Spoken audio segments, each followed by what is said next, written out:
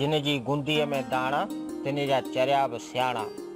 ही हिकु पहाको आहे जंहिंजी माना हिन तरह आहे त मालदार, पैसे वारो या दौलतमंद माण्हू जा अफ़ाल भले कहिड़ा बि हुजनि, चङा हुजनि या बुछड़ा हुजनि, पर उनखे केरु बि कोन चवंदो तूं छा पियो करीं। ऐं संदसि औलाद बि जेकॾहिं बेवकूफ़ ऐं चरियो हूंदो त बि चवंदा त हिन जहिड़ो को ॿियो अकुलियो वीर आहे ई कोन, न को थींदो।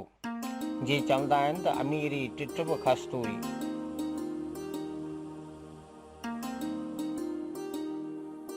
जंहिं साह ॾिनो आहे सो गिराह बि ॾींदो। ही चवणी आहे।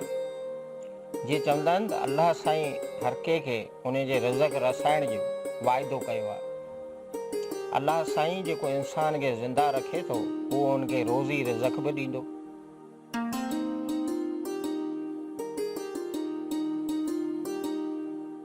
जंहिं चयो चार तंहिंजा ॿेड़ा पार। ही हिकु चवणी आहे।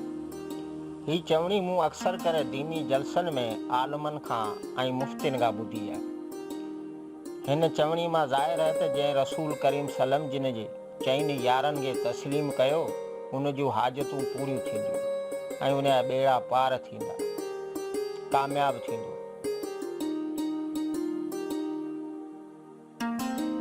जजिन ॻाल्हियुनि उठ लॾजनि।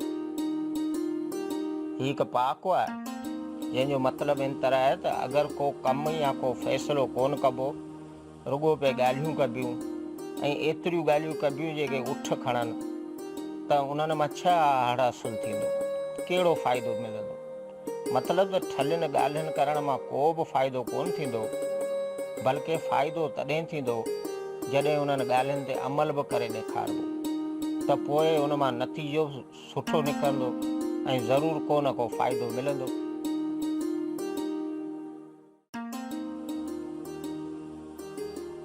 जजन खां छप्पर बि खॼो वञे। ही हिकु चवणी आहे जंहिंजी माना हिन तरह आहे त ॿधी में ताक़त आहे। जेकॾहिं जजा माण्हू हिक हंधि गॾु थींदा त मुश्किल खां मुश्किल कम बि करे सघनि था। अगरि घणा मर्द माण्हू गॾिजी जबल खणंदा त उहो बि खणी सघनि था। उहो बि को वॾो अहिड़ो वज़न महसूसु कोन थींदो। मतिलबु इहो थियो त ॿधी में ऐं ॿल में ताक़त आहे।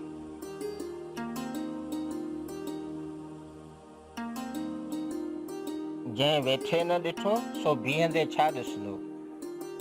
ही चवणी आहे। माना जंहिं वेठे हाल न परूड़ियो, हाल अहिवाल न वरितो, सो वञण महिल या उथण महिल छा ॾिसंदो ते कहिड़नि हालनि में आहे, हिन सां छा पियो वहे, छा पियो वापरे। जीअं चवंदा आहिनि त जंहिं उभरे सोजरो न कयो सो उलहण महिल कहिड़ो सोजरो कंदो।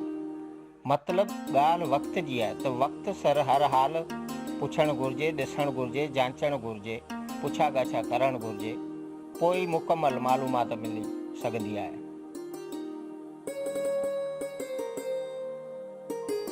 जेॾां कंध तेॾां पंध।